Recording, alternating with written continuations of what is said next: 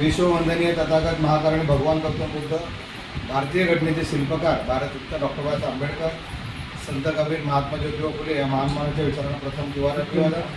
उपस्थित बौद्धजन पंचायत समिती शाखा क्रमांक 554, पंचशील महिला मंडळ, सम्यक विकास संघ व बाल विकास समिती या चारही संघटनेच्या माध्यमातून आपण आज वर्षावास ग्रंथपठण व आज वर्षावासाचा समारोप आणि आश्विनी पौर्णिमा असा संयुक्त कार्यक्रम आपण चारही संघटनेच्या माध्यमातून करत आहोत. आज दिनांक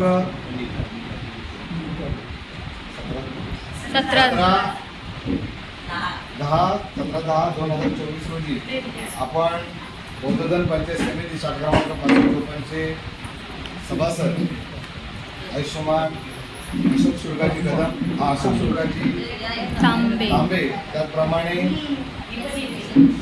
सम्यक विचार संघाचे माजी अध्यक्ष अक्षयजी तांबे, त्याचप्रमाणे पंचशील महिला मंडळाच्या संघटक पूर्णा तांबे या परिवाराला आपण आजचा जो मान दिलेला आहे, मी त्या परिवाराला विनंती करतो की आपण आम्हाला तथागत भगवान गौतम बुद्ध, डॉक्टर बाबासाहेब आंबेडकर, छत्रपती शिवाजी महाराज यांच्या प्रतिमेला पुष्पहार वाहून अगरबत्ती मेणबत्ती प्रज्वलित करून आजच्या आपण कार्यक्रमाची सुरुवात करून द्यावी अशी मी या कुटुंबाला विनंती करतो.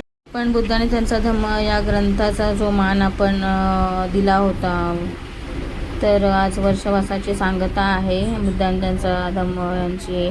तर आपल्या पंचशील महिला मंडळाच्या संघटक अपर्णा अशोक तांबे, त्याचप्रमाणे त्यांचे सुपुत्र आणि सम्यक विचार संघाचे माजी अध्यक्ष अक्षयजी तांबे, त्याचप्रमाणे त्यांचा नातू. तर या तिघांचा जो परिवाराच्या घरी मान होता तो त्यांनी घेतलेला आहे. त्याचप्रमाणे सर्व महान थोरांना, महानवंतांना सगळ्यांना पुष्पहार अर्पण करून झालेल्या त्यानंतर अगरबत्ती आणि मेणबत्ती प्रज्वलित करण्यासाठी आपण दोघांना इथे आमंत्रित केलेलं आहे, बोलवलेलं आहे. तर वातावरण सुगंध निर्मिती करण्यासाठी दोघंही इथे उपस्थित आहेत आणि आईने अगरबत्ती लावून वातावरण निर्मिती केलेली आहे, पाहू शकता. आणि आपलं हे विहार आहे छोटंसं आपलं. आणि आता सर्वजण प्रोग्राम म्हणजे फोटोसाठी इथे सज्ज झालेले आहेत. एक म्हणतात ना, परिवाराचा एक फोटो जो आहे विहारातला मांजांचा आपण मिळतो तो आपल्या ग्रुपला आपण टाकत असतो आणि हा फोटो आता जाणार आहे आपल्या ग्रुपला. तर सर्वजण शब्द उभे आहेत आणि आता फोटो क्लिक करणार आहोत आपण. त्यानंतर आपण पूजेला, बुद्धवंदनेला सुरुवात करणार. पौर्णिमा आहे तर 2-3 आपले पूजापाठ होणारच आहेत. सो चला आपण पूजेला सुरुवात करायची आहे. सर्वांनी हात जोडलेले आहेत आणि आता आपल्या पूजेला स्टार्टिंग होतं. चला.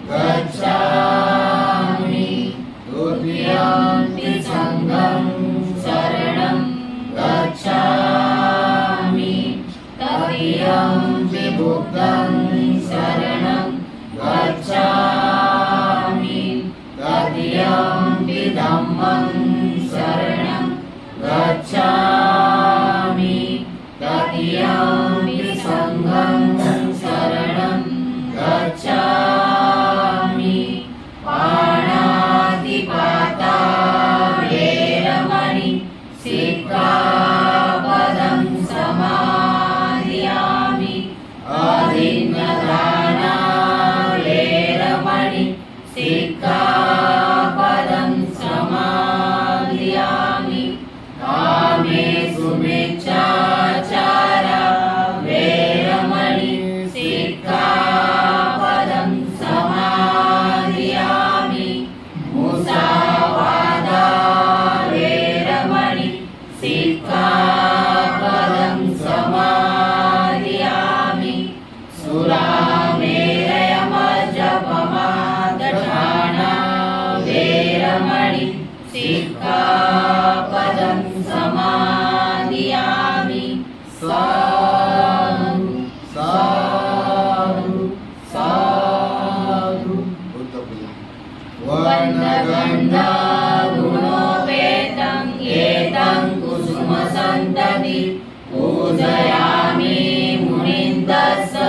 सिरिपाद सरोरुहे पूजेन बुद्धं कुसुमेन नरेण उयेन मेतेन लभामि मोक्षम् उपं विलायति यथा इदं मे कायो तथा याति विनाशभाव घनसार पदीपेन दीपेन तमदंसिना त्रिलोकदीपं सम्बुद्धं पूजयामि तथानुदं सुगन्धिकाय वदनं अनन्तगुणगन्धिना सुगन्धिना गन्धेन पूजयामि तथागतं बुद्धधम्मा च सङ्घः सुगततनुभवा धातो धातुगव्ये लङ्काय जम्बूद्वीपे त्रिदशपुरवरे नागलोके चतुर्भे सभे मुदासबिम्बे सकलदशदिशे केशलोमादिधातुवन्ते सभे विबुद्धं दशबलचनुजं गौरीचेत्यं नमामि वन्दामि चेत्यं सपटाणे सुपटीविदं शारीरिकधातु महाबोधि बुद्धरूपं सकलं सदा सकलविचारिगुरयाण देवरूपं सुजीव विमलचक्षुरविरघोषं गौरवर्णं सुखाय अभयचित्तनिभयकाम सुरगधम्म सुप्रेम विरतलज्जा सुजननेत भीमरावं सरामि भीमरावं सरामि भीमरावं सरामि दिव्यप्रभरत्नतु साधुवरदानतु आद्यकुलभूषतु भीमराजा सकलविद्यापति ज्ञानसत्सङ्गति शासनमति बुद्धितेजा पंकजा नरवरा रतसजनुद्धारा भगवंता मुचाकरा भक्तकाजा सौदार संगरी शास्त्रधरिता करी कापला हरिउरी रौद्ररूपा मुक्तिपथ कोणता जीर्णस्मृती जाळिता उजाळल्या गतिका मार्ग साजा राष्ट्रघटनाकृती शोभते भारती महामानवोलती सात संज्ञा शरणबुद्धासमी शरणधम्मासमी शरणसंघासमी भीमराजा भीमराजा भीमराजा.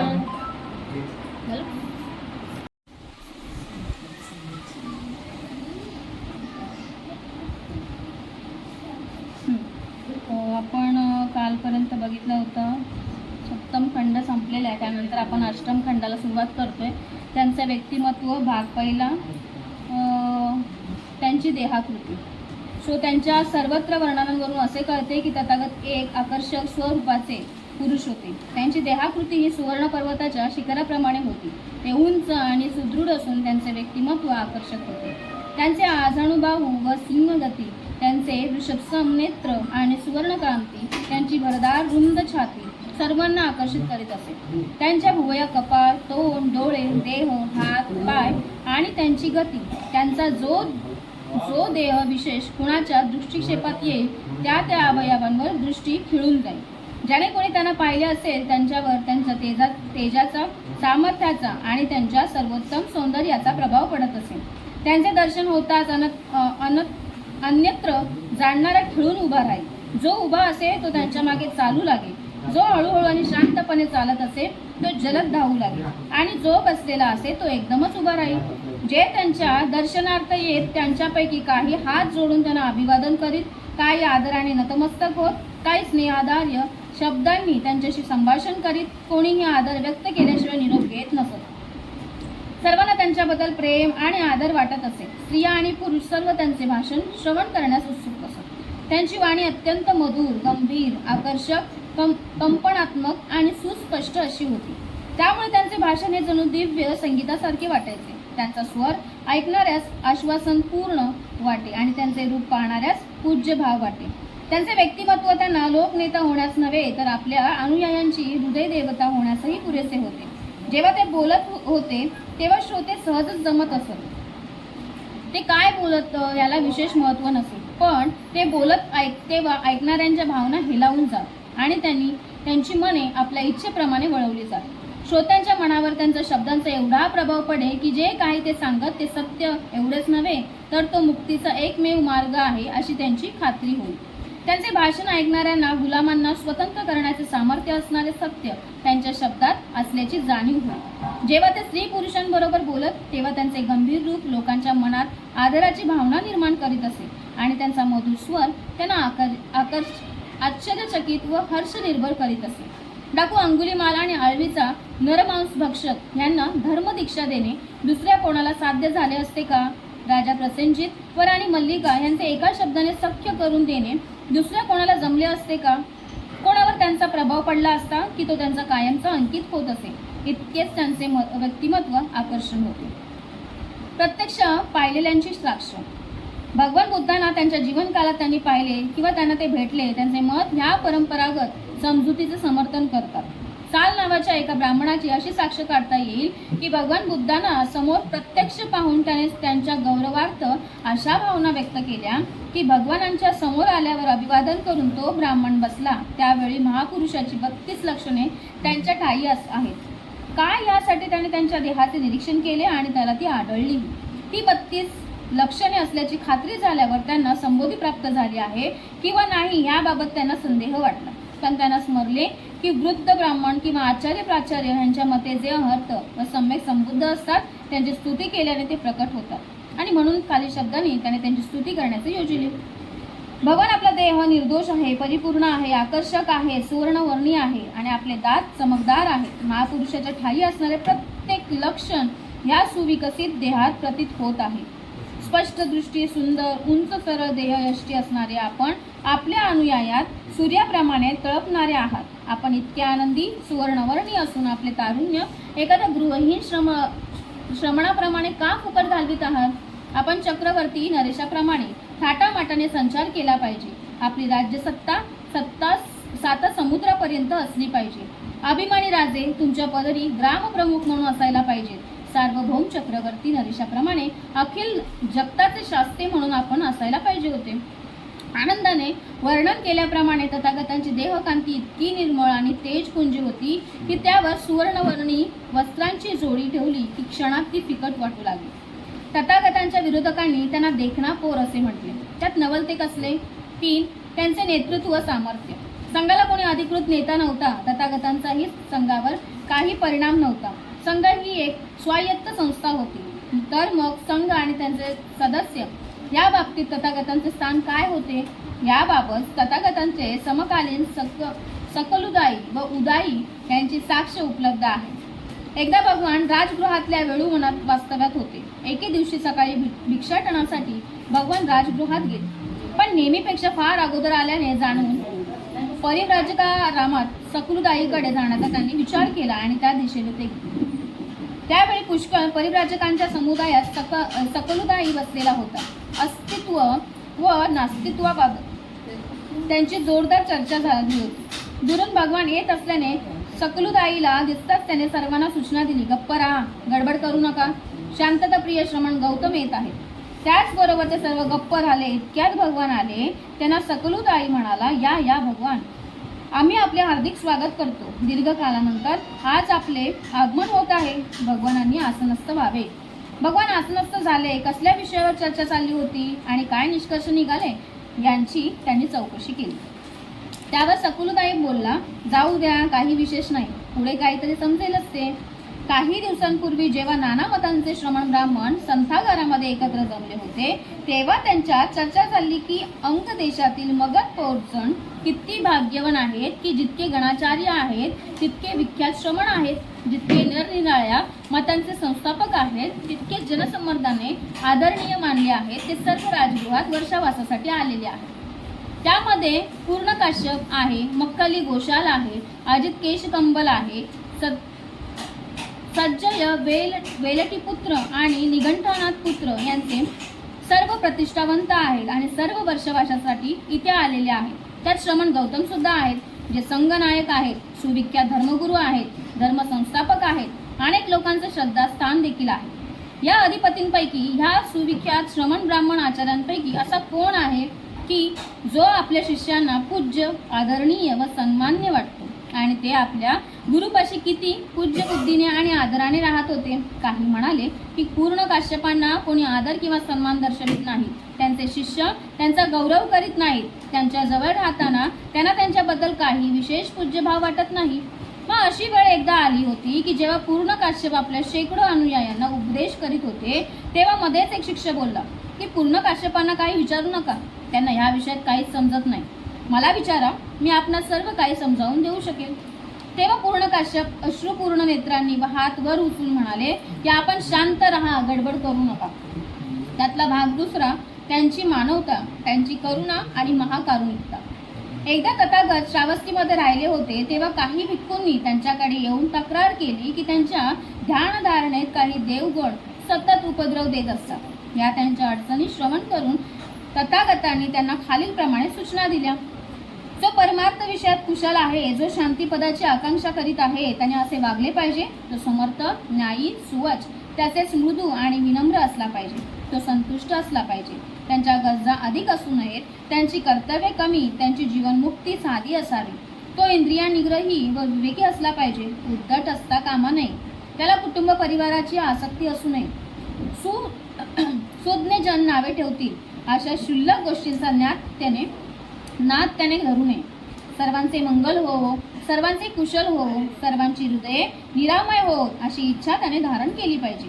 कसेही प्राणी मात्र असो, सबल किंवा दुर्बल, उंच सुदृढ किंवा मध्यम, बुटके मोठे किंवा लहान, दृष्ट आणि अदृष्ट, दूरवर वास्तव करणारे किंवा निकटवासी, जात किंवा अजात, सर्व प्राणी मात्र सुखी हो. कोणी कुणास फसवू नये, कुठेही असणाऱ्या कुणाचाही द्वेष करू नये किंवा रागाने व वाईट भावनेने कुणाचेही अनिष्ट चिंतू नये. आपले प्राण पणाला लावून माता आपल्या एकमेव अपत्याला जशी जपते ना, तशीच त्याने सर्व प्राणीमात्रांबद्दल भावना बाळगली पाहिजे. त्यांच्या असीत मित्रत्वाच्या भावना जगात सर्वत्र वर खाली आसमंतात अनिर्बंधपणे द्वेषविरहित प्रसृत झाल्या पाहिजेत. तो उभा असो, बसलेला असो, चालत असो, निजलेला असो, जोपर्यंत तो जागा असेल तोपर्यंत त्याने असे जागरूक राहिले पाहिजे. हेच तर सर्वानुमते उच्च जीवन आहे. मोहात न पडणारा, सद्गुणी, ज्ञानी, इंद्रिय सुखाबाबत अनासक्त असा तो असल्यामुळे त्याच्या नशिबी पुन्हा कधी गर्भवास येत नाही. सारांश की भगवान बुद्धाने त्यांना उपदेश केला की आपल्या शत्रूंवरही प्रेम करा, दुःखितांचे दुःखहरण आणि दुःखांचा उपशमन करता. विशाखेचे सांत्वन. विशाखी ही उपसिका होती. भिक्खूंना भिक्षा देणे हा तिचा प्रघात होता. एके दिवशी तिच्याबरोबर राहत असलेली तिची नात सुदत्ता आजारी पडली आणि तिचे निधन झाले. विशाखेचा शोक अनावर झाला. तिच्या अंत्यविधीनंतर विशाखा भगवान बुद्धांपाशी गेली आणि साश्रू नयनांनी एका बाजूस जाऊन बसली. तथागतांनी विचारले की विशाखे, दुःखी, शोकमग्न आणि अश्रुचिंतन करीत तू अशी बसली, असेचे कारण काय? तर तिने आपल्या नातीच्या मृत्यूची वार्ता सांगितली व ती म्हणाली, ती अत्यंत आज्ञाधारक मुलगी होती. तिच्यासारखी दुसरी सापडणे कठीण. विशाखे, श्रावस्तीमध्ये एकूण किती मुली असतील? भगवान, लोक म्हणतात कित्येक कोटी आहे. मग हा सर्व तुझ्या नातीसारख्या असतीलच तर त्यांच्यावर तू प्रेम करणार नाहीस का? तर भगवान, हो, खात्रीने करेल. आणि दर दिवशी श्रावस्तीमध्ये किती मुलींचे निधन होत असेल? भगवान, पुष्कळ. मग कुणासाठी तरी शोक केल्यापासून तुझा एक क्षणही सुना जाणार नाही. भगवान, हे तर खरे आहे. तर काय दिवस रात्र रडून तू तुझे जीवन कंठणार? भगवान, आपण ठीक सांगितले, समजले मला. तर मग आता शोक पुरे. हिचा गौतमीचे सांत्वन. हिचा गौतमाचा विवाह श्रावस्तीच्या एका व्यापाऱ्याच्या पुत्राशी झाला होता. विवाहानंतर थोड्या काळाने तिला एक पुत्र झाला. तो चालता फिरता होता न होतो तो त्याला सर्पदंश होऊन तो मृत्यू पावला. आपला पुत्र मृत्यू पावला ह्यावर तिचा विश्वासच बसेना, कारण पूर्वी तिने कधी मृत्यू पाहिलाच नव्हता. सर्पदंश जिथे झाला तिथे दिसत असलेला लहान डाग हा पुत्राच्या मृत्यूचे कारण असेल असे तिला वाटलेच नाही. म्हणून आपल्या पुत्राचे कलेवर घेऊन विचित्र मनस्थितीत ती घरोघर फिरत असताना लोकांना पाहून वाटले की तिला वेळ लागले असावे. अखेरीस एका वृद्ध गृहस्थाने तिला सुचवले की श्रावस्तीत राहत असलेल्या श्रमण गौतमांकडे तिने जावे. म्हणून ती तथागतांकडे आली आणि आपल्या मृत पुत्रासाठी काही औषध तिने मागितले. तथागताने तिची हकीकत आणि विलाप ऐकला. तथागताने तिला सांगितले की तू नगरात जा आणि ज्या घरी एकही मृत्यू झालेला नाही त्या घरातून थोडी मोहरी घेऊन ये. तिने ती मी तुझा पुत्र जिवंत करेन. तिला वाटले ही फार सोपी गोष्ट आहे आणि म्हणून मुलांचे कलेवर घेऊन ती नगरात गेली. पण लवकरच तिचा भ्रम दूर झाला, कारण जिथे जिथे ती गेली त्या त्या घरी कुणाचा ना कुणाचा तरी मृत्यू झालेलाच होता. एका गृहस्थाने तिला सांगितले जे जिवंत आहेत ते थोडे आणि जे निधन पावलेत ते अधिक आहेत. ती तथागतांकडे निराश होऊन रिकाम्या हाताने परत आली. तेव्हा तथागताने तिला विचारले की मृत्यू हा सर्वांच्या नशिबी असतोच हे तुला समजले की नाही. तिच्याच बाबतीत ही दुर्दैवी घटना घडली म्हणून तिने शोक का करावा. तिने मग आपल्या पुत्राचे अंत्यविधी केले. ते करताना ती म्हणाली, सर्व नश्वर आहे, हा सृष्टी नियम आहे. 3 रुग्णांबद्दल चिंता. एकदा एका भिक्खू अतिसाराने आजारी होता आणि आपल्या मलमूत्रातच पडून राहिला होता. स्थविर आनंदाबरोबर फिरत असताना तथागत त्या भिक्खूंच्या निवासस्थानी आले. आपल्या मलमूत्रात लोळत पडलेल्या भिक्खूला तथागतांनी पाहिले. ते त्यांच्यापाशी गेले व म्हणाले, भिक्खू तुला काय होते आहे. तर भगवान मी अतिसाराने आजारी आहे. तुझी सेवा करण्यास कोण आहे का. तर भगवान कोणीच नाही. भिक्खू तुझी कोणी दुसरे भिक्खू सेवा करीत नाहीत का. तर असे का. तर भगवान मी कुणाचे उपयोगी पडत नाही म्हणून कुणी माझी पर्वा करीत नाही. मग तथागत आनंदाला म्हणाले, आनंदा जा आणि पाणी घेऊन ये. या भिक्खूला मी स्वच्छ करतो. होय महाशय. आनंद त्यांना म्हणाला. त्याने पाणी आणल्यावर तथागताने पाणी ओतले व आनंदाने त्या भिक्खूंचा देह स्वच्छ केला. नंतर तथागतांनी त्यांचे डोके व आनंदाने पाय धरून त्याला उचलून बिछाण्यावर ठेवला. नंतर तथागतांनी त्या क्षणी सर्व भिक्खूगणांना पाचारण केले व ते म्हणाले की अमुक एका निवासस्थानात कोणी भिक्खू आजारी आहे का. तर होय भगवान. तो कशामुळे आजारी आहे. तर भगवान त्या भिक्खूला अतिसार झाला आहे. भिक्खू वर्ग हो त्याची कुणी सेवा करीत आहे का. तर नाही भगवान. मग का नाही करत आहात. त्यांची सेवा का करत नाहीत तुम्ही. तो भिक्खू कुणाच्या उपयोगी पडत नाही म्हणून भिक्खू त्यांची सेवा करीत नाही. भिक्खू हो तुमची काळजी वाहण्यास तुमचे माता पिता नाही. तुम्ही जर परस्परांची सेवा केली नाहीत तर दुसरे कोण करणार. भिक्खू हो जो माझी सेवा करू इच्छितो त्याने रुग्णांची सेवा करावी. त्याला जर गुरु असेल तर तो जिवंत असेपर्यंत गुरुने त्यांची काळजी व्हावी आणि रुग्ण बरा होईपर्यंत प्रतीक्षा करावी.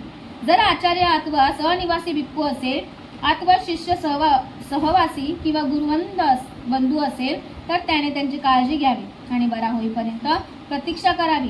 जर कोणी रुग्णांची सेवा करणार नसेल तर तो त्याचा गुन्हा समजला जावा. एकदा भगवान बुद्ध राजगृहाच्या महावनात कलंदक निवासमध्ये राहत होते. त्यावेळी स्थविर वक्कली रुग्ण पीडित व व्याधीग्रस्त अशा स्थितीमध्ये एका कुंभाराच्या झोपडीत राहत होता. स्थविर वक्कलीने आपल्या सेवकांना बोलावले व तो म्हणाला, मित्र हो तथागतांकडे जा आणि माझ्या वतीने त्यांच्या चरणी वंदन करून त्यांना सांगा की भिक्खू वक्कली रुग्ण पीडित व व्याधीग्रस्त आहे. तो तथागतांच्या चरणी वंदन करीत आहे आणि असंही सांगा की वक्कलीवर दया करा आणि त्याला पाहण्यास या. भगवानांनी मौनाने संमती दर्शवली.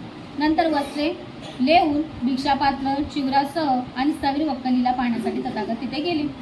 स्थविर वक्कलीने तथागतांना येताना पाहून आपल्या बिछाण्यावर तो सावरून बसला. तेव्हा तथागत स्थविर वक्कलीला म्हणाले की वक्कली उठू नकोस, या इथल्या आसनावर मी बसतो. त्याप्रमाणे तिथे असलेल्या आसनावर तथागत बसले व ते स्थविर वक्कलीला म्हणाले की वक्कली मला दिसते आहे की तू सर्व सहन करीत आहेस. तू धीराने दिवस कंटित आहेस. तुझी पीडा न वाढता कमी होत आहे ना. मग ती कमी करण्याची लक्षणे आहेत की वाढण्याची. नाही भगवान मला आता सहन होत नाही. मला धीरही उरला नाही. तीव्र कळांनी मी हैराण झालो आहे. त्या कमी होत नाहीत. त्या कमी होण्याची लक्षणे दिसत नाहीत, उलट वाढण्याचीच दिसतात. तुझ्या मनात काही संदेह आहे वक्कली. काही दुःख. भगवान माझ्या मनात काही संदेह किंवा दुःख नाही. वक्कली तुझ्या शिलाबाबत काही दोषार्य आहे का. तर भगवान नाही, माझ्या शिलाबाबत लज्जा वाटण्यासारखे काहीच घडलेले नाही. वक्कली असे आहे तर तुला काहीतरी दुःख होत असले पाहिजे. कसला तरी तुला पश्चाताप होत असला पाहिजे. भगवान आपले दर्शन व्हावे अशी फार दिवसांपासूनची इच्छा होती, पण त्यासाठी आपल्याकडे येण्याचे त्राण देहात नव्हते. वक्कली या माझ्या घाणेरड्या देहात पाहण्यासारखं काय आहे. जो धम्माला पाहतो तो मला पाहतो. कली जो मला पाहतो तो धम्माला पाहतो. धम्माचे दर्शन करणाऱ्याला मी दिसू शकतो आणि वक्कली माझे दर्शन करण्यात धम्माचेही दर्शन घडते. असे मला समजले की एकदा भगवान बुद्ध भक्ती देशातील मृगवनात भेसुकला वाटिकेत मकर समाश्रयावर राहत होते आणि तेव्हा गृहपती नकुल पिता तथागतांकडे आला आणि त्यांना अभिवादन करून एकीकडे जाऊन बसला. बसल्यानंतर नकुल पिता तथागतांना म्हणाला की भगवान, मी एक जराजर्जर वयोवृद्ध गृहस्थ आहे. माझे वय होत आले आहे आणि मी आजारी असून नेहमी कष्टी असतो आणि भगवान, मला क्वचितच आपले व संघाचे दर्शन घडते. भगवान, आपण सांत्वनाचे व उत्तेजनाचे 2 शब्द जर मला सांगितले तर दीर्घकाळपर्यंत ते मला हितकारक व सुखदायक होते. गृहपती, तुमचे शरीर जर्जर आणि पीडित झाले आहे हे खरे आहे. असा देह धारण करून वावरणाऱ्यांनी क्षणभरही आरोग्याची अपेक्षा करणे मूर्खपणाचे आहे. गृहपती, यासाठी तुम्ही आपल्या मनास काही अशी शिकवण दिली पाहिजे की माझा देह दुर्बल असला तरी माझे मन रोगट होणार नाही. गृहपती, असे तुम्ही मनाला शिकवले पाहिजे की गृहपती, नकुल पिताने तथागतांचा हा उपदेश प्रसन्न मनाने श्रवण केला. आपल्या आसनावरून तो उठला आणि तथागतांना अभिवादन व प्रदक्षिणा करून तो तिथून निघून गेला. 4. एकदा तथागत शाक्यांच्या कपिलवस्तूंमधील अंजीरोद्यानात राहत होते. त्यावेळी पुष्कळचे भिक्खू तथागतांसाठी चिवर तयार करण्यास दंग होते. त्यांना असे वाटत होते की 3 मास पूर्ण होताच तयार झालेले चिवर घेऊन तथागत परिचारासाठी निघतील. महानाम शाक्याने असे ऐकले की पुष्कळचे भिक्खू तथागतांसाठी चिवर तयार करण्यात गुंतले आहेत. त्यांना असे वाटते की 3 मास पूर्ण होताच तयार झालेले चिवर घेऊन तथागत परिचारासाठी निघतील आणि म्हणून ते तथागतांकडे गेले आणि त्यांना अभिवादन करून एकीकडे जाऊन बसले. बसल्यावर तथागतांना महानाम शाक्य म्हणाला की मी असे ऐकले आहे की बरेचसे भिक्खू तथागतांसाठी चिवर तयार करण्यास गुंतले आहेत. त्यांना असे वाटते की 3 मास पूर्ण होताच तयार झालेले चिवर घेऊन तथागत परिचारासाठी निघतील. पण भगवान, समजूतदार गृहस्थाने आपल्या रुग्ण पीडित व दुःखी सहकार्यांचे कशा प्रकारे सांत्वन करावे व त्याला प्रसन्न ठेवावे याबाबत आपल्या मुखातून काहीच आम्ही ऐकलेले नाही. महानाम, समजूतदार गृहस्थाने आपल्या रुग्ण पीडित व दुःखी सहकार्याचे सांत्वन करून त्याला प्रसन्न करण्यासाठी 4 सुखदायक आश्वासनांचा अवलंब केला पाहिजे. बंधू, धर्म आणि संघ यांच्या ठिकाणी श्रद्धा बाळग. तसेच मन निब्रय निश्चल राखणाऱ्या व धर्माला प्रिय असणाऱ्या अखंडित व अकलंकित शिलाबाबतही श्रद्धा राख. महानाम, एका समजूतदार गृहस्थाने दुसऱ्या रुग्ण पीडित व दुःखी गृहस्थाला ह्या प्रकारे उपदेश केल्यानंतर मग असे बोलावे. जर तो रुग्ण आपल्या मातापित्यांच्या दर्शनासाठी व्याकुळ झाला असेल तर त्याला म्हणावे की हे सद्गृहस्था, तू आपल्या मातापित्यांच्या दर्शनासाठी व्याकुळ असो किंवा नसो, तुझे मरण समीप आहे. तू जर आपल्या मातापित्यांच्या लोभापासून मुक्त झालास तर ते बरे होईल. आणि जर तो रुग्ण त्यावर म्हणाला की मातापित्यांच्या लोभाचा आता त्याला त्याग केला आहे तर त्या दुसऱ्या गृहस्थाने म्हणावे, पण अजून तुझा मुलाबाळांचा लोभ शिल्लक असेल. काही झाले तरी तू मरणार, पण ह्या मुलाबाळांचा लोभ सोडलास तर बरे होईल. अशा तऱ्हेने मग इंद्रिय सुखाच्या 5 प्रकारांबाबत सांगावे. समज, जर तो रुग्ण म्हणाला की इंद्रिय सुखाची मला अभिलाषा आहे तर दुसऱ्याने म्हणावे, इंद्रिय सुखापेक्षा दिव्य लोकातील सुख अधिक श्रेष्ठ आणि सरस आहे. मानवी सुखाकडून तुझी दृष्टी दिव्य लोकांच्या सुखाकडे वळ. आणि जर तो रुग्ण म्हणाला, माझी दृष्टी तशी स्थिर झाली आहे तर दुसऱ्याने म्हणावे की तुझे चित्त ब्रह्मलोकावर स्थिर कर. आणि जर तो म्हणाला की त्याचे केले आहे तर दुसऱ्याने म्हणावे की प्रिय मित्रा, ब्रह्मलोक सुद्धा अनित्य, अस्थिर व ममत्वपूर्ण आहे आणि म्हणून तुझे चित्त ब्रह्मलोकांपलीकडे उच्च करून स्वतत्वाची विरक्ती साधण्यावर केंद्रित कर. आणि जर तो रुग्ण म्हणाला की तसे केले आहे तर महाराम, जीवनमुक्तीचा विचार करताना स्वत्वाचा त्याग करून पाहणारा हा सद्गृहस्थ आणि आसवांपासून ज्याने आपले चित्त विरक्त केले आहे तो श्रावक, यात काहीच फरक नाही. असहिष्णुतांच्या बाबतीत त्यांची उदारता. एकदा भगवान बुद्ध आल्वक यक्षाच्या राज्यात आळवी नगरीत राहत होते. तेव्हा आल्वक तथागतांकडे आला व म्हणाला, श्रमण चलता हो मित्रा, ठीक आहे. असे म्हणून तथागत तिथून निघाले. तेव्हा यक्ष बोलला की श्रमण आत ये. तथागत आत गेले आणि म्हणाले, मित्रा ठीक आहे. पुन्हा यक्ष त्यांना म्हणाला, श्रमण चालता हो मित्रा, ठीक आहे. असे म्हणून तथागत बाहेर गेले. पुन्हा यक्ष त्यांना म्हणाला, श्रमण आत ये. तथागत आत येता येता म्हणाले, मित्रा ठीक आहे. पुन्हा तिसऱ्यांदा यक्ष म्हणाला, श्रमण चालता हो. तथागत जाता जाता म्हणाले, मित्रा ठीक आहे. श्रमण आत ये. पुन्हा यक्ष म्हणाला. तथागत आत येता येता म्हणाले, मित्रा ठीक आहे. पुन्हा चौथ्यांदा यक्ष त्यांना म्हणाला, श्रमण चालता हो. त्यावर तथागत म्हणाले, मित्रा मी मुळीच जाणार नाही, तुला काय वाटेल ते कर. यक्ष रागावून म्हणाला, श्रमण, मी एक प्रश्न विचारतो. तू जर माझ्या प्रश्नाचे उत्तर दिले नाहीस तर मी तुला वेडा करीन किंवा तुझे हृदय फाडून टाकीन किंवा तुला पायाने उचलून नदी पलीकडे फेकून देईन.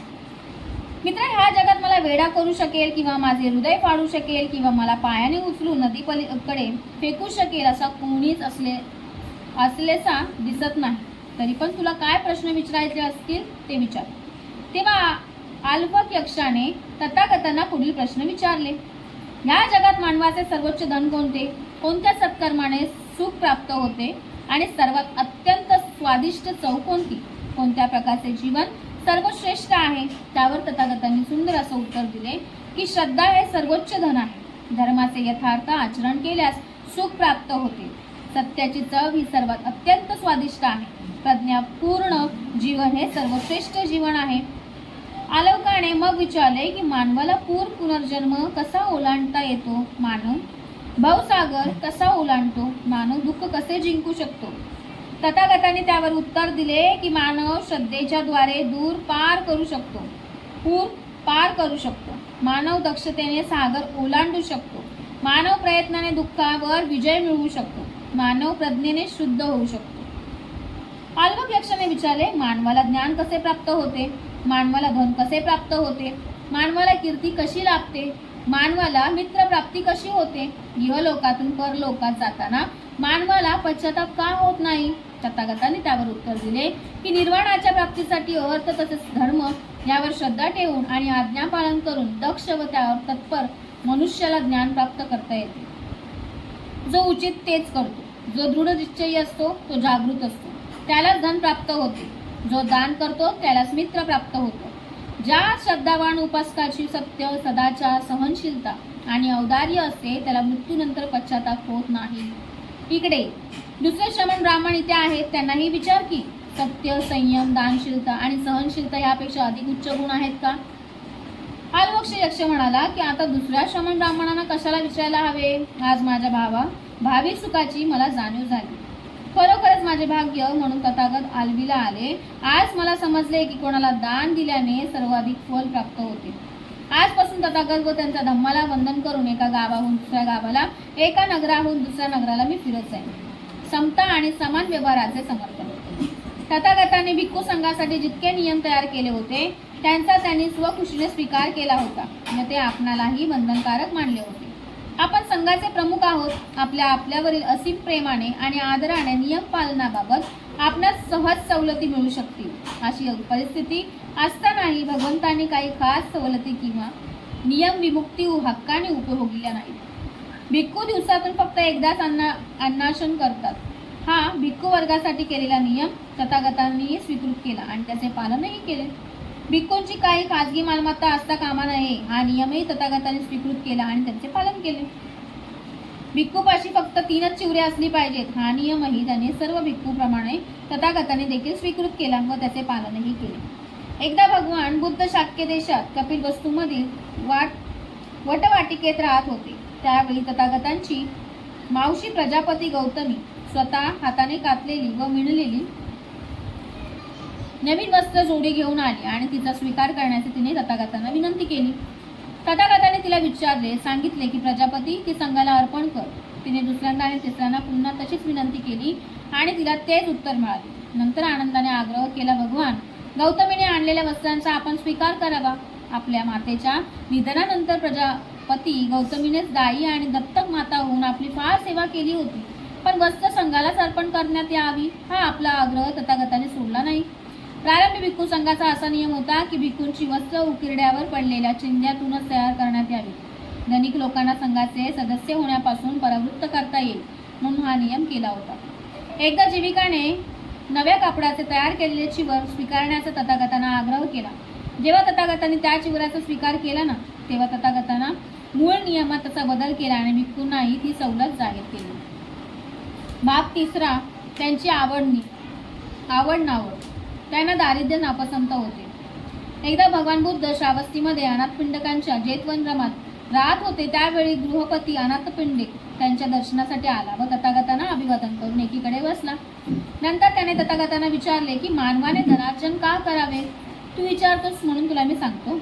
ज्याने मेहनतीने धन मिळवले आहे, ज्याने हाताने कष्ट करून धन मिळवले आहे, ज्याने घाम गाळून धन मिळवले आहे, तसेच त्याने न्याय मार्गाने धन कमावले आहे.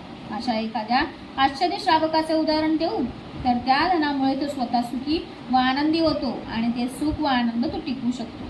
तो आपल्या मातापितरांना सुखी व आनंदी करतो आणि तसे राखतो देखील.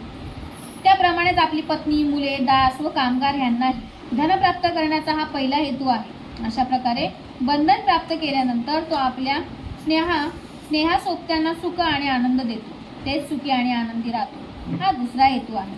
अशा प्रकारे धन प्राप्त केल्यानंतर अग्नी व पाणी, राजा तसेच चोर, शत्रू आणि वारस यांपासून होणारी हानी तो टाळू शकतो. तो आपली मालमत्ता सुरक्षित ठेवू शकतो, हा तिसरा हेतू. अशा प्रकारे धन प्राप्त केल्यानंतर तो कुलयज्ञ, अतिथी यज्ञ, पितृयज्ञ, राजयज्ञ व देवयज्ञ यांचे पंचयज्ञ करू शकतो, हा धन प्राप्त करण्याचा चौथा हेतू. अशा प्रकारे धन प्राप्त केल्यानंतर तो गृहपती उच्च हेतूंचे स्वर्गीय सुखाप्रत नेणारे, स्वर्ग लोकांच्या दिशेस प्रवृत्त करणारे असे दान, अहंकार व आळस यांपासून मुक्त असलेल्या सर्व गोष्टी धीराने, विनम्रतेने सहन करणाऱ्या, स्वतंत्र, शांत व परिपूर्ण होण्याचा यत्न करणाऱ्या सर्व श्रमणांना आणि संत जनांना देतो, हा धन प्राप्त करण्याचा पाचवा हेतू. अनाथपिंडिकाला समजले की गरिबीचा गौरव करून तथागतांनी गरिबाचे सांत्वन केले नाही किंवा मानवाने प्राप्त करावे अशी सुखी जीवनवृत्ती म्हणून गरिबाला श्रेष्ठत्वही दिले नाही. त्यांना संग्राहक वृत्ती नापसंत होती. भगवान एका कुरु देशात कम्मास धम्म नगरीत राहत होते. स्थविर आनंद त्यांच्याकडे आला आणि त्याने अभिवादन करून एकीकडे बसला. तसे बसल्यावर तो म्हणाला की तथागतांनी शिकवलेल्या प्रतित्त समुत्पादाचा नियम अजब आहे, तो फार गहन आहे, तरी पण मला तो अगदी स्पष्ट समजला आहे. आनंद, असे म्हणू नकोस की हा प्रतित्य समुत्पादाचा नियम गहन आहे. हा नियम न समजल्यामुळे, त्याचे आकलन न झाल्यामुळे चालू पिढी गोंधळात, गडबड गुंड्यात सापडली आहे.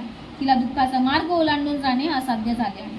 मी सांगितले आहे की तृष्णा ही लोभाचे कारण आहे. जिथे कोणत्याही प्रकारचा किंवा जातीचा लोभ कोणालाही कशासाठी नसतो, तिथे लोभाचा संभव कसा असेल? भगवान असणार नाही. तृष्णेमुळे लोभाची ओढ लागते. लोभाच्या मागे लागल्याने काम व लालसा उत्पन्न होते. काम व लालसेमुळे दृढता निर्माण होते. दृढतेमुळे स्वामित्वाची निर्मिती होते आणि स्वामित्वामुळे लोभ आणि अधिक स्वामित्व निर्माण होते. स्वामित्वामुळे मालमत्तेवर पहारा ठेवणे आवश्यक होते. मालमत्तेवर पहारा ठेवण्याच्या वृत्तीने अनेक वाईट व दुष्ट प्रसंग निर्माण होतात, जसे मारामारी, जखम, संघर्ष, भांडण, निंदा व असत्य. आनंद ही प्रतित्य समुत्पादाची साखळी आहे. जर तृष्णाच नसली तर लोभाची ओढ लागेल का? लोभाची ओढ नसेल तर विकार निर्माण होतील का? विकार नसेल तर दृढता निर्माण होईल का? दृढता नसेल तर स्वामित्वाचा लोभ निर्माण होईल का? स्वामित्व नसेल तर अधिक स्वामित्वाची हाव निर्माण होईल का? तर भगवान नाही होणार. जर स्वामित्वाचा लोभ नसेल तर शांती नाही का टिकणार? तर भगवान टिकू शकते. भगवान म्हणाले की मी पृथ्वीला पृथ्वीच मानतो, पण माझ्या मनात तिच्याबद्दल तृष्णा नाही. म्हणून मी सांगतो की सर्व तृष्णा समूळ निपटून त्यांची लालसा न धरून उलट त्यांचा त्याग, नाश व परित्याग करूनच मी वृद्धत्व प्राप्त केले आहे. भिक्खू, भौतिक मालमत्तेचे नव्हे तर माझ्या धम्माचे हिस्सेदार होण्यासाठी झटा, कारण तृष्णेमुळे आसक्ती निर्माण होते आणि आसक्तीने मानसिक दास्यत्व येते.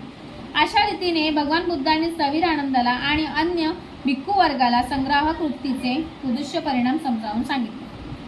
3. त्यांची सौंदर्याची आवड. भगवान बुद्धांना सौंदर्याची एवढी आवड होती की त्यांना सौंदर्यप्रिय बुद्ध असे म्हटले तर शोभून दिसले. त्याने आपल्या अनुयायांना सांगितले होते की सौंदर्याच्या सहवासात राहा. भिक्खूंना उपदेश करताना ते म्हणाले की भिक्खू, अनुदित धर्माचा उदय किंवा उदित अधर्माचा लोप करण्यास समर्थ ठरेल अशी सौंदर्याच्या सहवासा इतकी दुसरी कोणतीही गोष्ट नाही. जो सौंदर्याचा स्नेही आहे, ज्याच्या ठायी अनुदित सद्धर्माचा उदय होतो आणि उदित अधर्माचा लोप होतो, अधर्म आणि अधर्माची भक्ती लोप पावते, सद्धर्माबद्दल अप्रतिनिशी नाहीशी होते, सद्धर्माबद्दल भक्ती निर्माण होते, अधर्माबद्दल अप्रीती वृंदीगत होते. भिक्खू, अनुदित ज्ञानशाखा उदित न व्हावी म्हणून किंवा उदित ज्ञानशाखा पूर्णत्वात प्राप्त जाऊ नये म्हणून उपयुक्त ठरणारी बेशिस्त दृष्टीसारखी दुसरी समर्थ गोष्ट मला माहीत नाही.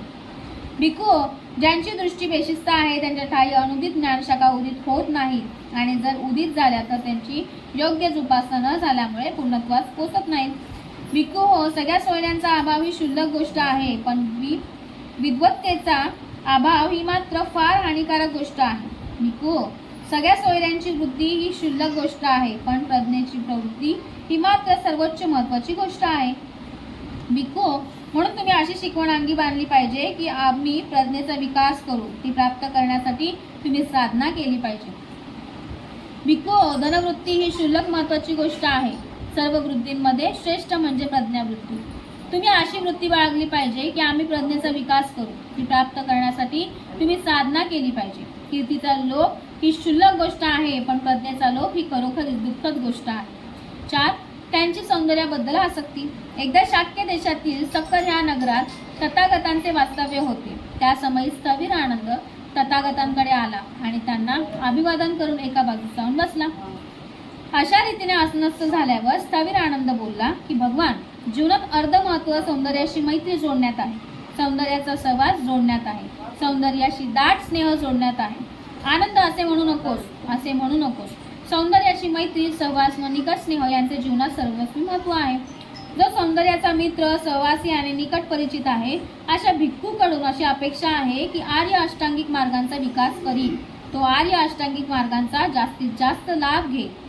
आणि आनंद असा भिक्खू आर्य अष्टांगिक मार्गाचा विकास कसा करेल किंवा त्यापासून अधिकाधिक लाभ कसा घेऊ शकेल? तर अशा वृत्तीने तो सम्यक दृष्टी प्राप्त करेल, जी त्याग विराम यावर आधारित असून जिची परिणिती आत्मसमर्पणात होते. सम्यक संकल्प, सम्यक वाणी, सम्यक कर्मांत, सम्यक आजीविका, सम्यक व्यायाम, सम्यक स्मृती तसेच सम्यक समाधीची ही प्राप्ती करील, ज्यांची परिणिती आत्मसमर्पणात होते ना. आनंद जो भिक्खू सौंदर्याचा मित्र, सहवासी आणि दाट स्नेही आहे तो अशा रीतीने आर्य अष्टांगिक मार्गाचा विकास करतो आणि त्यापासून जास्तीत जास्त लाभ घेतो. सौंदर्याशी मैत्री, सहवास आणि निकट स्नेह यांचे जीवनात सर्वस्वी महत्त्व कसे आहे हे तुला समजण्यास आनंद हाच मार्ग आहे. आनंद खरोखर जे प्राणी नाशवंत, मर्त्य, दुःख, शोक व आपत्तीग्रस्त आहेत त्यांनी सौंदर्याशी मैत्री केल्याने मुक्ती मिळू शकते. सौंदर्याशी मैत्री, सहवास व निकट स्नेह यांचे जीवनात कसे सर्वस्वी महत्त्व आहे हे तुला आता मी समजू शकेल. उपसंहार. त्यातलं एक, भगवान बुद्धांच्या महत्तेची प्रशंसा. भगवान बुद्धांचा जन्म 2500 वर्षांपूर्वी झाला. आधुनिक विचारवंत आणि शास्त्रज्ञ त्यांच्याविषयी आणि त्यांच्या धम्माविषयी काय म्हणतात तर ह्या विषयावरील त्यांच्या विचारांचा हा संग्रह उपयुक्त व्हावा. प्रा एस राघवाचार्य म्हणतात की भगवान बुद्धांच्या जन्मापूर्वीचा काळ हा भारतीय इतिहासातील तमोयुगापैकी एक होता. प्रज्ञेच्या दृष्टीने तो एक मागासलेले युग होते. धर्मग्रंथाविषयी निर्विवाद पूज्यभाव हे तत्कालीन विचारांचे वैशिष्ट्य होते. नैतिकतेच्या दृष्टीने ते एक तमोयुग होते आणि श्रद्धाळू हिंदूंच्या मते नैतिकतेचा अर्थ म्हणजे धर्मग्रंथानुसार आचारविधींचे यथातथ्य आचरण, आत्मत्याग किंवा संकल्पाची पवित्रता यांसारख्या खऱ्या नैतिक विचारांना तत्कालीन नैतिक अभिज्ञेत यथायोग्य स्थान नव्हते. श्री R.J. जॅक्सन म्हणतात की भगवान बुद्धांच्या शिकवणुकीचे अपूर्व स्वरूप भारतीय धार्मिक विचारधारांच्या अध्ययनात प्रतीत होते. ऋग्वेदाच्या रुचान मानवाचे विचार बहिर्मुख, स्वरापेक्ष आणि देव लोकाभिमुख असल्याने आपणास आढळते. बौद्ध धर्माने मानवात तच्छन्नच असलेल्या अंतर सामर्थ्याच्या शोधाकडे मानवाचे लक्ष वेधले. वेदांमध्ये आपणास प्रार्थना, प्रशंसा आणि पूजा आढळते. बौद्ध धर्मातच प्रथम सदाचारात प्रवृत्त होण्यासाठी मानसिक संस्कारांचे महत्त्व सांगितलेले आढळते. श्री वीनगुड म्हणतात की जेव्हा आम्ही निसर्गाचा ग्रंथ उघडतो, जेव्हा कोट्यवधी संवत्सरांतील रक्त आणि अश्रूंनी लिहिलेली उत्क्रांतीची कथा आपण वाचतो, जेव्हा जीवन नियंत्रणाचे नियम आणि विकासाच्या उत्पत्तीत कारणीभूत होणारे नियम आपण अभ्यासतो, तेव्हा परमेश्वर प्रेमरूप असल्याचे मत किती भ्रामक आहे याची आपणास स्पष्ट जाणीव होते. प्रत्येक वस्तूत दृष्ट भ्रमता आणि स्वच्छंदी अपव्यय आढळतो. प्राणीसृष्टीत जितके जन्मास येतात त्यांपैकी फक्त अल्पांशच जगतात. श्रमण करा, भक्षण करा, भक्षवा हा अर्णव, आकाश आणि अरण्याचा नियम आहे. हत्या हा विकासाचा नीतिनियम आहे. श्री रीड आपल्या मानवाचे हौतात्म्य मार्टियरडम ऑफ मॅन या ग्रंथात असे म्हणतात की भगवान बुद्धांचा धम्म कितीतरी निराळा आहे. डॉक्टर रंजन रॉय असे म्हणतात की 19व्या शतकाच्या उत्तरार्ध सुरक्षेचे 3 सिद्धांत प्रभुत्व करून प्रचलित होते. कोणीही त्यांना आव्हान देऊ शकला नाही. ते म्हणजे पदार्थ, वस्तुमान आणि कार्यशक्ती यांचे सिद्धांत होते. हे तीनही अविनाशी आहेत असा विचार जोपासणाऱ्या आदर्शवादी तत्त्वज्ञांची ती हुकमी पाणी होती. 19व्या शतकातल्या वैज्ञानिकांच्या मते ते 3 सिद्धांत म्हणजे सृष्टीच्या नियंत्रणाचे कारक. 19व्या शतकाच्या वैज्ञानिकांच्या मते ही 3 सिद्धांत म्हणजे विश्वाचे स्वाभाविक घटक होते. त्यांची कल्पना अशी की विश्व हे अविनाशी अणूंनी भरलेले आहे. 19व्या शतकाच्या अखेरीस श्री जे थॉम्सन आणि त्यांचे अनुयायी यांनी अणुभजनास प्रारंभ केला. मग आणि आश्चर्य असेल की अणूंचे तुकडे होऊ लागले. या तुकड्यांना ऋणविद्युत कण असे संबोधण्यात येऊ लागले आणि हे सर्व समस्वरूप आणि ऋणविद्युत जागृत होते. मॅक्सवेलने ज्या अणूंना विश्वाचे अथवा वास्तविकतेचे अविनाशी आधारस्तंभ मानले होते ते खंडित केले. त्यांचे सूक्ष्म कणात विभाजन झाले आणि धनविद्युत जागृत असे धनविद्युत्व कण व ऋणविद्युत्व जागृत असे ऋणविद्युत्व कण. निश्चित न बदलणाऱ्या वस्तुमानाची कल्पना विज्ञानास कायमची अंतरली. चालू शतकात जगात असा समज आहे की प्रत्येक क्षणी पदार्थाचा उच्छेद होत आहे. भगवान बुद्धांचा अनित्यतेचा सिद्धांत खरा ठरला आहे. विज्ञानाने असे सिद्ध केले आहे. आज ग्रंथाचं वाचन आणि त्याचा समारोप आणि आज पौर्णिमा, या पौर्णिमेचं औचित्य साधून आपण आजचा हा जो समारोपचा कार्यक्रम घेतलेला आहे आणि आपण आज ग्रंथाचा म्हणजे शेवट देखील केलेला आहे. आपल्याला सर्वांना माहिती आहे की आपण 21/7/2024 रोजी गुरुपौर्णिमेला आपण ह्या ग्रंथाची सुरुवात केली आणि आज बरोबर पूजागिरी पौर्णिमेला म्हणजे पौर्णिमेला आपण या ग्रंथाचा शेवट केलेला आहे. म्हणजे जवळजवळ 3 महिने आपण पूर्ण हा ग्रंथाचं वाचन केलेलं आहे आणि आज खरंच त्या भगवान बुद्धाचा आणि त्याचा धम्म या ग्रंथाचं आपण पूर्ण शेवटपर्यंत वाचन केलेलं आहे. याबद्दल जर कुणाला थोडीफार माहिती द्यायची असेल तर आपण थोडक्यातच प्रत्येकाने आज 2-2 शब्दात त्यांची मतं असतील तर त्यांनी आपण मांडायचे. आपण शेवटचा समारोप करून आपण हा नंतर कार्यक्रम संपवणार. त्याग, तृष्णा, अहंकार, गर्व ह्याची जी साखळी आहे त्याला प्रकृती समुदाय म्हणतात. ह्याचा नाश करणं हे सगळ्यांना जमत नाही. तेव्हा आनंदाने भगवान बुद्धांना सांगितलं आहे बघा एका ह्याच्यामध्ये आत्ताच झालंय ते की असं कितीचं हे आहे सोपं आहे. भगवान बुद्ध म्हणाले सोपं बोलू नको. ते सगळ्यांना सोपं जातं असं नाही. कारण खरोखर आपण एखाद्या गोष्टीत अडकलो तर ते अडकून बसतो ना. आता माझी गोष्ट काय धरा, मी माझ्या मुलांच्यात अडकले, माझ्या मुलीच आहे म्हणजे माझी तृष्णा वाढत चालली आहे, कमी झालेली नाही. आणि ह्याने मनुष्य मरतो ना तो पुन्हा जन्म घेतो. पुन्हा जन्म घेतो म्हणजे तो तसाच होतो त्यांना नाही तर नातेवाईकात जन्म घेतो असं नाही. त्याची आसक्ती माणसाला बाहेर काढते आणि मग ती असे पुन्हा पुन्हा कशात पण जन्म होतो. प्राण्यात त्याच्यात ते आसक्ती येते. आणि ज्याला आसक्ती नाही तो पुन्हा जन्म घेत नाही, तो एका जागेत ठाम असतो. तेव्हा त्याला प्रतिज्ञ समुदाय म्हणतात. आता दुसरा एक प्रश्न आहे. भगवान बुद्धाने अनंताने भगवान बुद्धांना विचारला होता, लक्षात बौद्ध धम्मासारखा गुरु इकडे कोणी मिळणार नाही.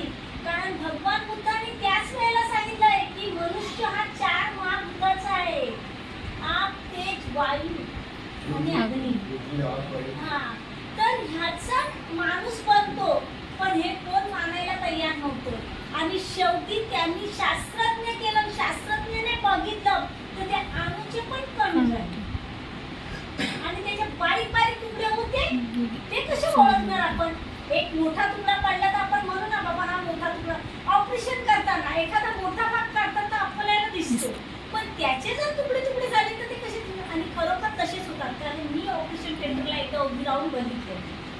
जेव्हा सिझर करतात ना तिला असे चिरतात ना तेव्हा अक्षरशः असे गोल गोल तुकडे तुकडे पडतात एखाद्या मच्छीची पण कधी कधी अशी स्किन नाही थोडे असे भाग पडतात तसे.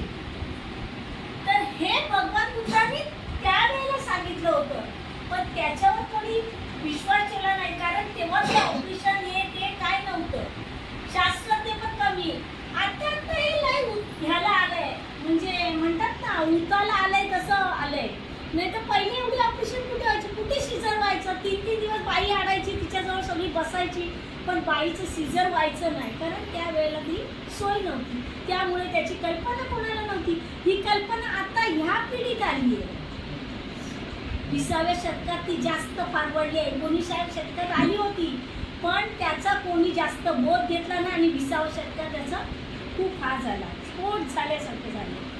एवढे बोलून मी इथेच सांगते. जय हिंद.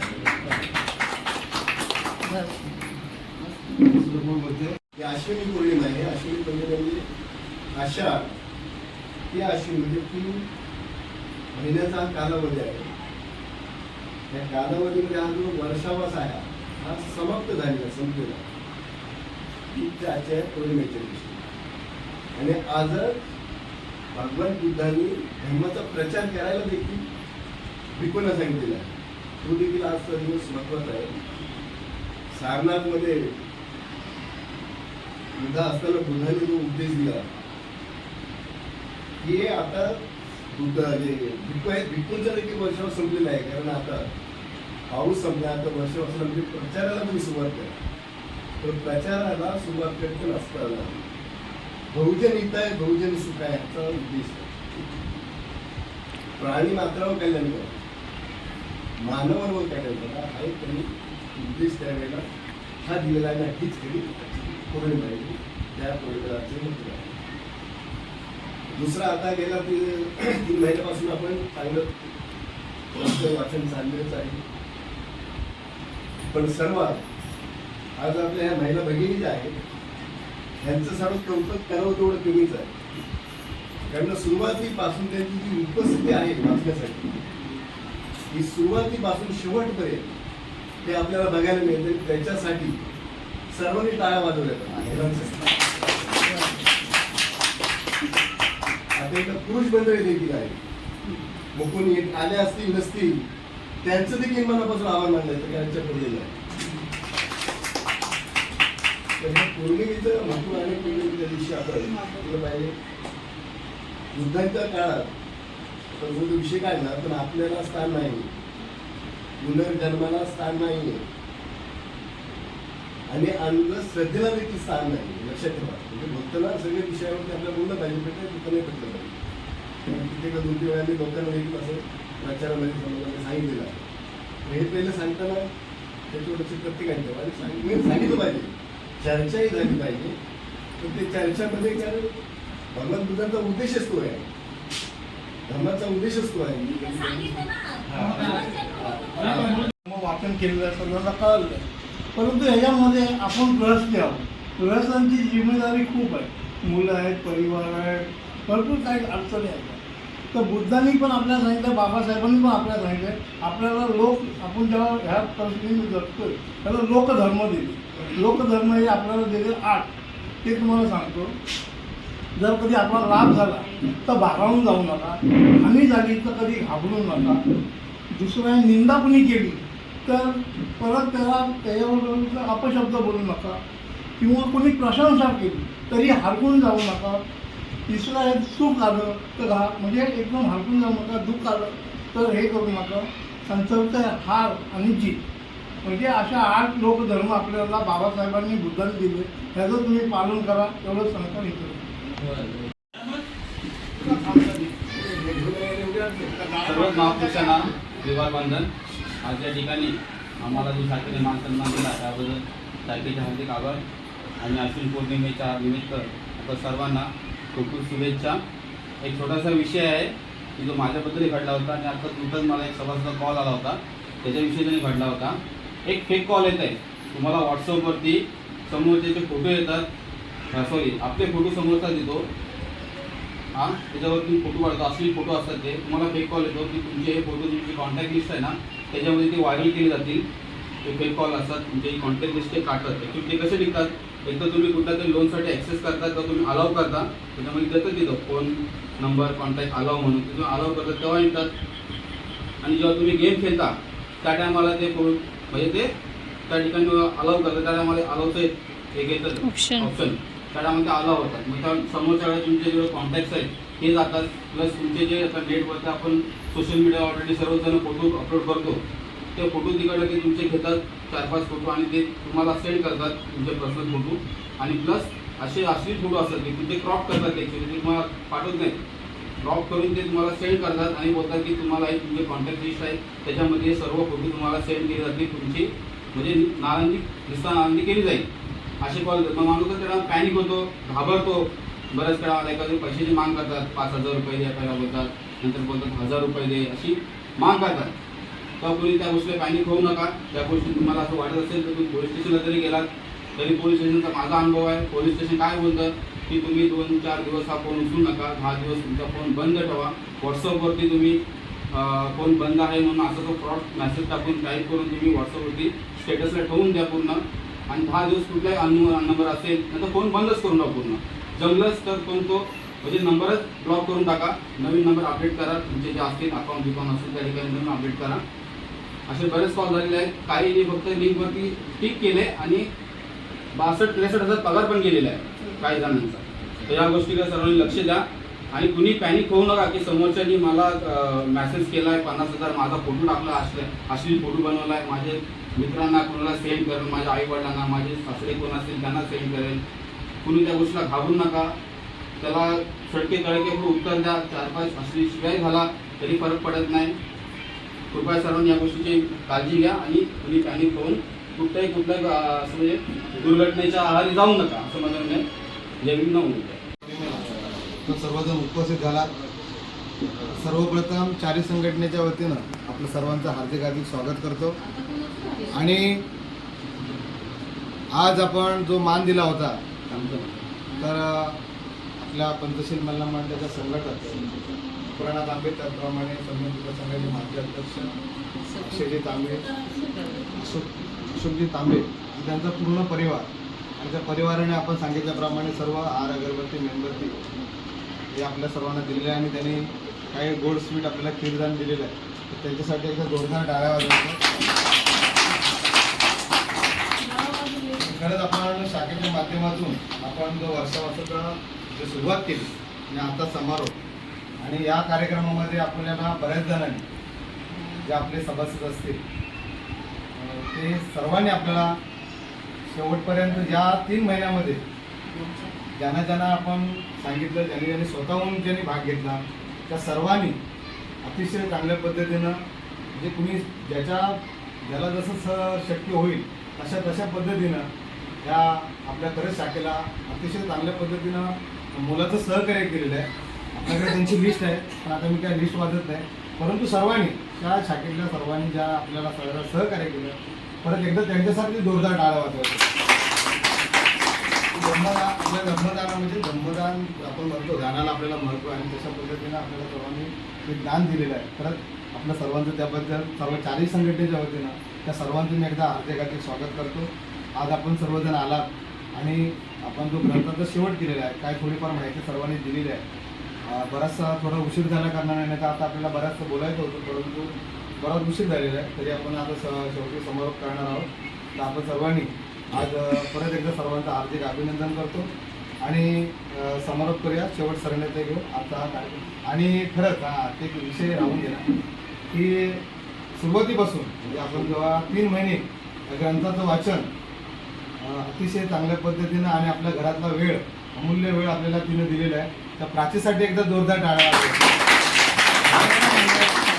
खरं बघायला गेला तर आपण तो कार्यक्रम हा बाहेर घेणार होतो आणि मोठ्या पद्धतीनं करणार होतो, परंतु पावसाचं सावट असल्याकारणाने सकाळपासूनच पाऊस होता आणि म्हणून आपण तो बाहेर कार्यक्रम घेतलेला आणि तो विहारामध्येच कार्यक्रम घेतला.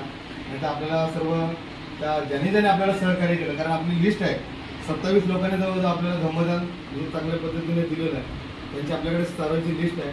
नंतर देखील आपल्याला स्वागत करायचं होतं, परंतु वेळ अभावी आणि म्हणजे पावसाअभावी आपण त्यांचं सगळ्यांचं शाब्दिक सुनाने आणि खरंच प्राची आपल्याला वेळ दिला त्याबद्दल एकदा परत चारी संघटनेच्या वतीने हार्दिक हार्दिक स्वागत करतो.